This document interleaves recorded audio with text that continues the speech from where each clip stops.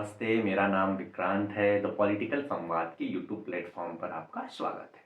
बाबरी विध्वंस की घटना 6 दिसंबर सन 1992 को घटी थी, लेकिन यह मात्र एक तिथि है जिस दिन ये घटना घट रही है। अगर आपको इस घटना के पीछे के तमाम पहलुओं को, किस्से कहानियों को समझना है तो आपको बहुत पीछे चलना होगा। असल में बाबरी विध्वंस की घटना के पीछे तमाम सामाजिक, राजनीतिक और सांस्कृतिक कारण मौजूद हैं, जिनकी वजह से राम भक्तों को बाबरी विध्वंस करना पड़ा था। हम पीछे चलते हैं और सन 1984 में विश्व हिंदू परिषद की एक बैठक में चलते हैं। असल में ये बैठक विश्व हिंदू परिषद ने राम मंदिर निर्माण के लिए बुलाया था और इसमें एक समिति का गठन किया गया। इस समिति ने तय किया कि अब आने वाले समय में हम राम मंदिर निर्माण के लिए लड़ाई तेज करेंगे और इस लड़ाई को सिर्फ कानूनी नहीं रखेंगे बल्कि लोगों के बीच की लड़ाई बना देंगे। इसी बीच में आपको ध्यान होगा कि भारतीय जनता पार्टी जनसंघ से रूपांतरित हो चुकी है और अब एक नए नाम के साथ लोगों के बीच में चुनाव लड़ने जा रही है। लेकिन सन 1984 के लोकसभा चुनाव में भारतीय जनता पार्टी के चुनावी घोषणा पत्र में राम मंदिर का मुद्दा मौजूद नहीं है। यह जिक्र सन 1989 के घोषणा पत्र में आता है। यानी कि भारतीय जनता पार्टी के रूप में अब विश्व हिंदू परिषद के पास एक राजनीतिक लड़ाई लड़ने वाला संगठन भी मौजूद था, जो राम मंदिर निर्माण के लिए संसद और लोगों के बीच में राजनीतिक लड़ाई लड़ने को तैयार था। इसके बाद सन 1989 में जब भारतीय जनता पार्टी अपने घोषणा पत्र में राम मंदिर का जिक्र कर देती है, उसके बाद से इस मामले का राजनीतिक महत्व बहुत बढ़ जाता है और राजनीतिक रूप से भी राम मंदिर निर्माण के तमाम रास्तों पर बातचीत शुरू हो जाती है। अब संघ, भारतीय जनता पार्टी, बजरंग दल, विश्व हिंदू परिषद सब मिलकर अब इस लड़ाई को कानूनी रूप से तो लड़ना ही है, इसके साथ ही तय करते हैं कि हमको जनता के बीच में लड़ना है। इसी उद्देश्य से एक रथ यात्रा निकाली जाती है और यह रथ यात्रा लाल कृष्ण आडवाणी जी की रथ यात्रा नहीं है। बहुत कम लोगों को यह तथ्य पता है कि लाल कृष्ण आडवाणी की रथ यात्रा से पहले भी एक रथ यात्रा विश्व हिंदू परिषद ने निकाली थी और 27 जुलाई सन 1984 को जो राम जन्मभूमि मुक्ति यज्ञ समिति का निर्माण किया गया था, इसी के तत्वाधान में यह मोटर रथ यात्रा निकाली गई थी, जो 25 सितंबर को बिहार के सीतामढ़ी से चली थी और 8 अक्टूबर को अयोध्या में पहुंची थी। इस यात्रा के दौरान संघ, विश्व हिंदू परिषद और तमाम इससे जुड़े लोगों ने एक बात तो समझ लिया था कि राम मंदिर निर्माण को लेकर लोगों की भावनाएं जो है वो अब हिलार मार रही हैं और लोगों के अंदर एक जन आक्रोश है कि वो चाहते हैं कि प्रभु राम का जो मंदिर है वो वहीं राम जन्मभूमि पर बने। इसके बाद से इस यात्रा को 8 अक्टूबर अयोध्या से निकलकर यह लखनऊ जाती है, फिर लखनऊ से दिल्ली पहुंचती है और दिल्ली पहुंचने के बाद से 2 नवंबर को एक विश्व हिंदू सम्मेलन का आयोजन रखा जाता है। लेकिन उसके पहले 31 अक्टूबर को भारत की प्रधानमंत्री इंदिरा गांधी जी की हत्या कर दी जाती है। इस घटना के बाद से ये जो विश्व हिंदू सम्मेलन, विश्व हिंदू परिषद घोषणा कर चुका है, उसको टाल दिया जाता है। लेकिन इस बीच एक और घटना घटती है जो बाबरी विध्वंस से ही जोड़कर देखी जानी चाहिए। अगर आप इसको नहीं समझेंगे तो बाबरी विध्वंस में जो राम भक्तों का ये जो हुजूम जुटा है, इसको आप नहीं समझ पाएंगे। असल में सन 1984 में 8 अक्टूबर को बजरंग दल की स्थापना की जाती है। बजरंग दल की स्थापना इसलिए की जाती है क्योंकि सरकार अपने स्तर पर राम मंदिर निर्माण में लगे हुए नेताओं को, जो रथ यात्रा निकाली जा रही है, जो बड़े बड़े कार्यक्रम किए जा रहे हैं, उनको सुरक्षा देने से मना कर देती है। इस बात का ध्यान में रखकर यह तय किया जाता है कि बजरंग दल के रूप में एक ऐसा संगठन बनाया जाएगा जो हिंदुओं की रक्षा करेगा। इसके जो पहले संयोजक बनाए गए हैं वो विनय कटियार हैं और विनय कटियार भारतीय जनता पार्टी से कई बार सांसद रहे हैं और राम जन्मभूमि के आंदोलन में एक बड़े चेहरे रहे हैं और उनका बड़ा नाम रहा है। फिर अब विश्व हिंदू परिषद, बजरंग दल, राष्ट्रीय स्वयंसेवक संघ, भारतीय जनता पार्टी सब अपने अपने हिस्से से राम मंदिर निर्माण की लड़ाई तेज करते हैं। कहीं चरण पादुका का पूजन रखा जाता है, कहीं रामशिला पूजन रखा जाता है, कहीं कार सेवा रखा जाता है और कोशिश की जाती है कि राम जन्मभूमि निर्माण के लिए एक नया जन आंदोलन खड़ा किया जाए। अब कार सेवा का जब जिक्र आता है तो 2 बार कार सेवा हुई है, एक सन 1990 में और एक सन 1992 में, जो आखिरी कार सेवा साबित हुई क्योंकि उसी दिन बाबरी विध्वंस हो गया। असल में सन 1989 के लोकसभा चुनाव होने वाले हैं और राम मंदिर अब एक बड़ा मुद्दा बन चुका है।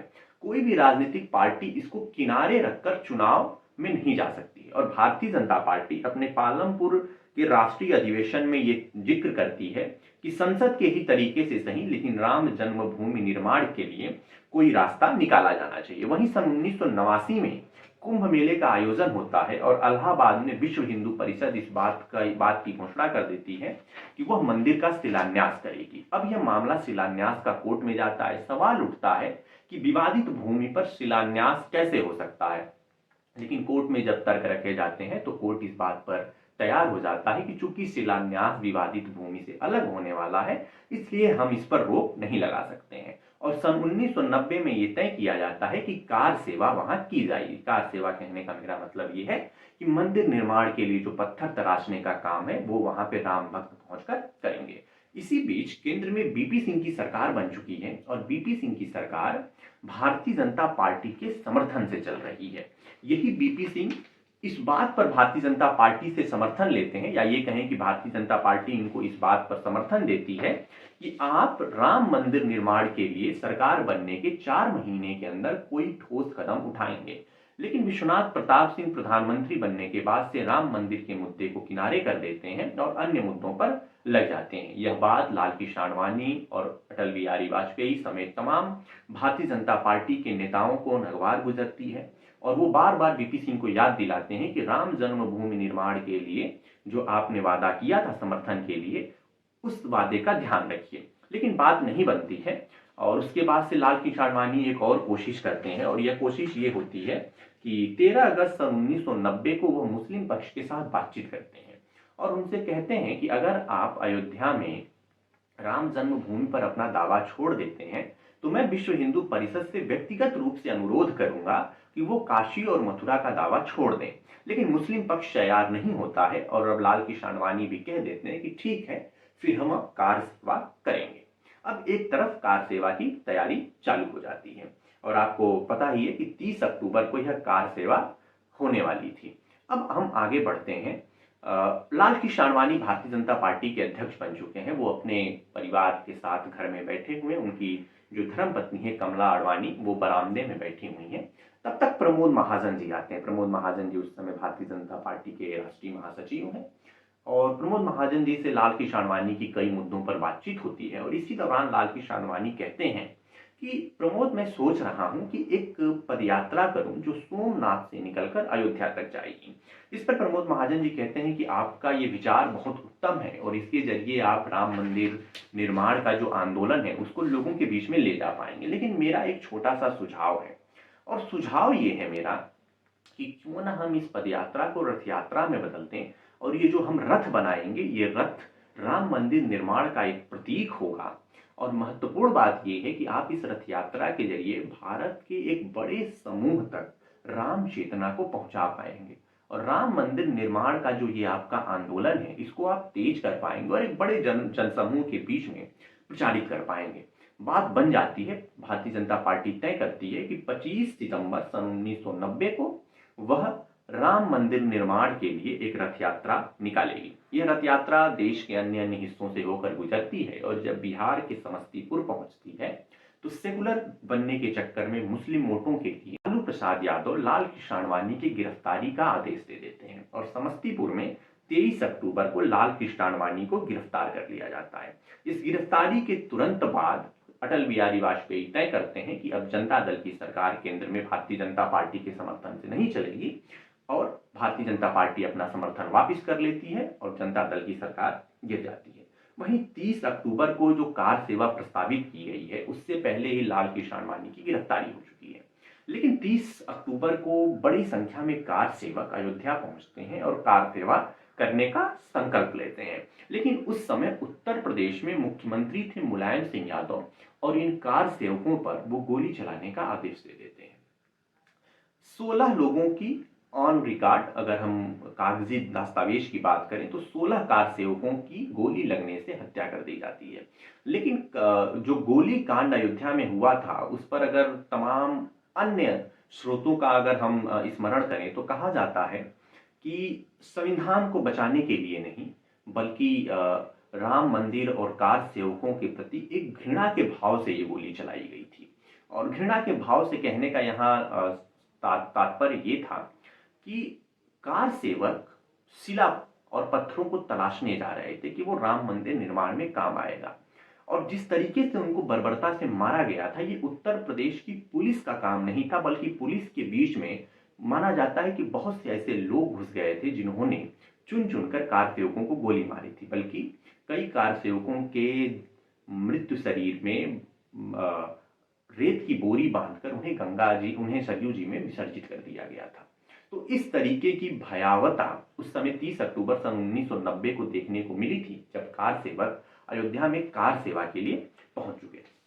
उसके बाद से जो है बात आगे बढ़ती है और विश्व हिंदू परिषद और तमाम लोग अब ये तय करते हैं कि हम आने वाले 6 दिसंबर सन 1992 को फिर कार सेवा करेंगे। और कार सेवा के लिए देश के अन्य अन्य हिस्सों में एक बड़ा अभियान चलाया जाता है और एक बड़ी संख्या 6 दिसंबर सन 1992 को अयोध्या में मौजूद रहती है। इसके लिए बकायदा कल्याण सिंह, चूंकि उस समय उत्तर प्रदेश के मुख्यमंत्री बन चुके हैं, वो कोर्ट में एफिडेविट देते हैं कि किसी भी तरीके की ऐसी कोई गतिविधि नहीं की जाएगी जिससे विवादित ढांचे को नुकसान पहुंचे। यही भरोसा पीवी नरसिम्हा राव, उस समय जो तत्कालीन प्रधानमंत्री हैं देश के, उनको भी दिया जाता है। लेकिन अचानक से 2 बजे के करीब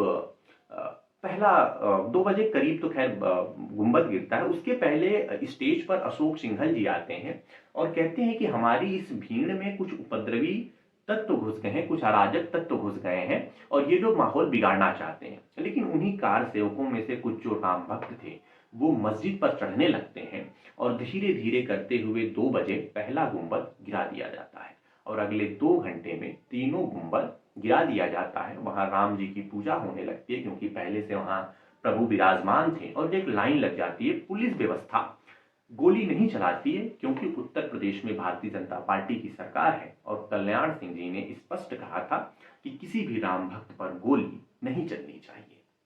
उसके बाद से वो जमीन समतल कर दी जाती है, वहां राम जी की पूजा होने लगती है और इस घटना के बाद से कल्याण सिंह की सरकार को बर्खास्त कर दिया जाता है। इसके साथ ही 4 और राज्यों में भारतीय जनता पार्टी की सरकार बर्खास्त हो जाती है। लिब्राहन आयोग का गठन होता है इस मामले की जांच के लिए। और लिब्राहन आयोग जो कह सकते हैं कि बहुत फालतू आयोग था, कोई बहुत उसका आउटपुट नहीं रहा, लेकिन उसने कई ऐसे दावे किए जो मतलब ऐसा लगा जैसे वो भारतीय जनता पार्टी और कुछ बड़े नेताओं को टारगेट कर रही थी। जैसे उसका एक दावा ये था कि लाल कृष्ण आडवाणी ने भाषण दिया था और कहा था कि यह आखिरी कार सेवा साबित हो सकती है, इसलिए कार सेवा अच्छे से कीजिए। तो यह कहीं ना कहीं कार सेवकों को उत्तेजना दिलाई गई थी कि आखिरी कहने का मतलब ये है कि यही मौका है जब आप अपना काम कर सकते हैं। इसी तरीके मतलब तमाम ऐसे आरोप लिब्राहन आयोग ने लगाए थे और उन्होंने कहा था कि जो बाबरी विध्वंस की पूरी घटना है उसकी तैयारी बहुत पहले से चल रही थी और बाकायदा 5 दिसंबर को इसका एक रिहर्सल भी हुआ था कि किस तरीके से मस्जिद तोड़ी जाएगी। तो ये सारी बातें लिब्राहन आयोग ने अपनी रिपोर्ट में कही थी। लेकिन 6 दिसंबर सन 1992 को बाबरी विध्वंस होता है। बाबरी विध्वंस के बाद से यह मामला कोर्ट में पहुंचता है। एक लंबी कानूनी लड़ाई है और अब 22 जनवरी को वहां पे राम लला का प्राण प्रतिष्ठा होने जा रहा है और अब मंदिर बनकर तैयार है। तो भारतीय जनता पार्टी, विश्व हिंदू परिषद और राष्ट्रीय स्वयंसेवक संघ और तमाम उसके जो अनुसांगिक संगठन हैं जिन्होंने ये प्रण लिया था, ये प्रतिज्ञा लिया था कि इस लड़ाई को हम राम मंदिर निर्माण के रूप में बदल कर ही दम लेंगे। उसमें निर्मोही अखाड़ा भी है, तमाम साधु संत हैं और वो तमाम कार सेवक जिनके नामों का हम जिक्र नहीं करते हैं, लेकिन वो लाखों लाखों की संख्या में थे। सबकी जो मेहनत थी, जो सबकी प्राण आहुति थी, उसका परिणाम अब 22 जनवरी को दिखाई पड़ने जा रहा है। तो मुझे उम्मीद है कि आपको हमारी ये रिपोर्ट पसंद आई होगी। आप हमारे साथ जुड़िए, हमारे चैनल को लाइक करिए, शेयर करिए, सब्सक्राइब करिए। जय हिंद, जय भारत, जय भारत, जय श्री राम।